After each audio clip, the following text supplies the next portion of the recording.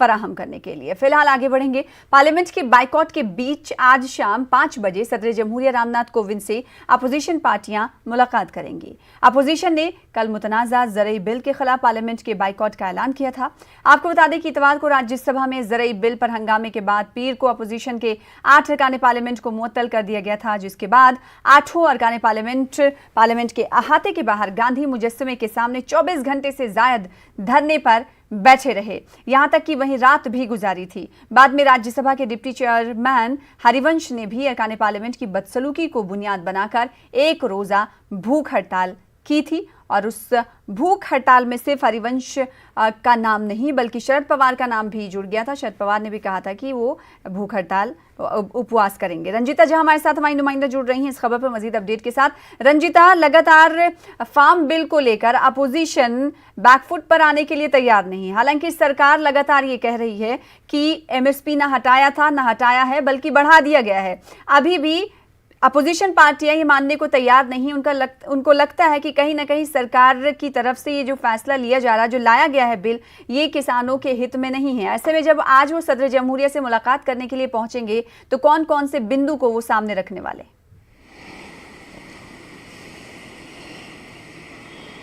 सना, देखिए, जो किसान बिल को लेकर बातचीत हो रही है, जिसको लेकर सरकार और विपक्ष आमने सामने है, तमाम जो चीज़ें हैं जो संसद के अंदर भी हुई और संसद के बाहर भी कांग्रेस और तमाम जो दूसरी पार्टियां हैं वो इस बिल का विरोध कर रही है, किसान इस बिल का विरोध कर रहे हैं।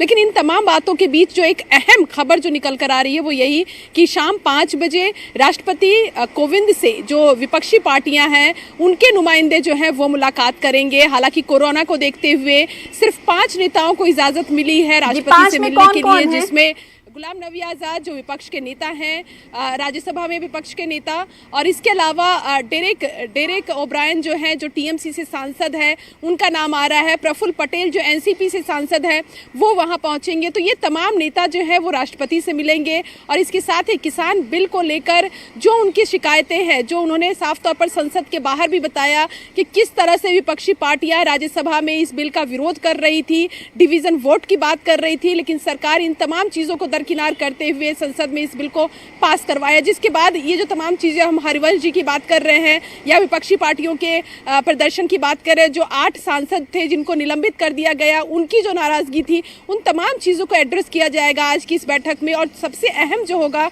वो ये होगा सना कि विपक्षी पार्टियां ये मांग करेगी राष्ट्रपति से कि वो इस बिल पर हस्ताक्षर ना करें, क्योंकि उनका ये कहना है कि ये बिल जो है वो किसानों के लिए, खेत मजदूरों के लिए कहीं ना कहीं एक आत्मघाती बिल है, उनके लिए कहीं ना कहीं मुश्किल होने वाली है। जो सरकार ने फैसला लिया है, छोटे किसानों को खासकर इससे नुकसान होगा, क्योंकि छोटे किसान जिनके पास कम जमीन है, कम अनाज होगा, वो दूर मंडी तक नहीं जा पाएंगे और एक एमएसपी तक के भी दाम उनको नहीं मिल पाएंगे। तो ये एक अहम रहेगा और देखना होगा सना कि आज इस बैठक में जब राष्ट्रपति से ये विपक्षी पार्टियां मिलते हैं और कौन कौन सी बातें अपने मेमोरेंडम में देते हैं, क्योंकि प्रतिनिधि मंडल में बताया जा रहा है कि 15 पार्टियां जो है, 18 पार्टियां जो है उन्होंने सहमति की है और 15 पार्टियों ने हस्ताक्षर किए हैं। तो कहीं ना कहीं एक बड़ा नंबर है। सरकार के खिलाफ ये सभी विपक्षी पार्टी जो है वो गोलबंद हो रही है। देखना होगा कि वहां क्या रुख बनता है और उसके बाद सरकार इस पूरे मामले को किस तरह से लेती है। जी रंजीता, अक्सर और बेशतर हम ये देखते हैं कि जब बिल पारित हो जाता है, मंजूर करा लिया जाता है, फिर उसके बाद अपोजिशन पार्टियां सदर जमहूरिया का रुख करती हैं, उनसे मुलाकात करती हैं, अपना मेमोरेंडम पेश करती हैं। आपको क्या लगता है कि इस मुलाकात के बाद कोई गुंजाइश किसी हद तक रह जाती है?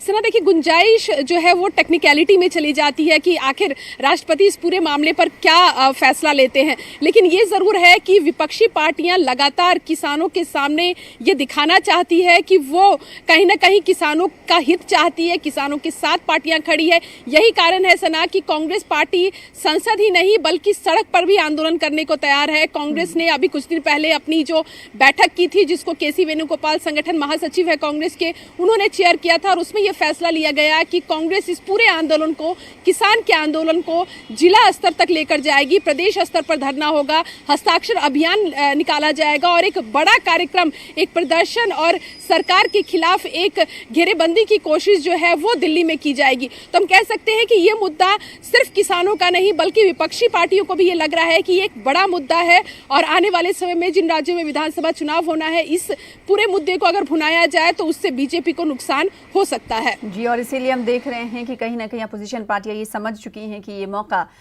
उनके हाथ लगा है जिसे गंवाना नहीं चाहिए। बेहद शुक्रिया रंजीता हमारे साथ जुड़ने के लिए और इस हवाले से तफसील से बातचीत करने के लिए। फिलहाल आगे बढ़ लेते हैं। अमृतसर में किसान तंजीमों ने ज़रई बिल के खिलाफ एहतजाज किया। ऐसा पहली बार हुआ है कि किसान तंजीमों ने पार्टी वाबस्तगी से ऊपर उठकर एक बैनर तले हुकूमत के खिलाफ एहतजाज किया।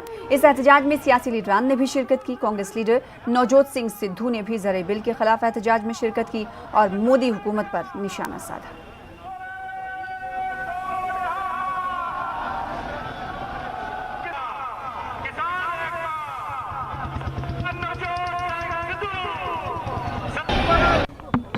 गरीब दे घर दी रोटी सब तो वड्डी एसेंशियल कमोडिटी है। होर्डिंग करन वाले जमाबंदी जमा करन वाला समान होर्डिंग करन वाले ने तुसीं लीगलाइज करता, उन्होंने लेजिटिमाइज करता।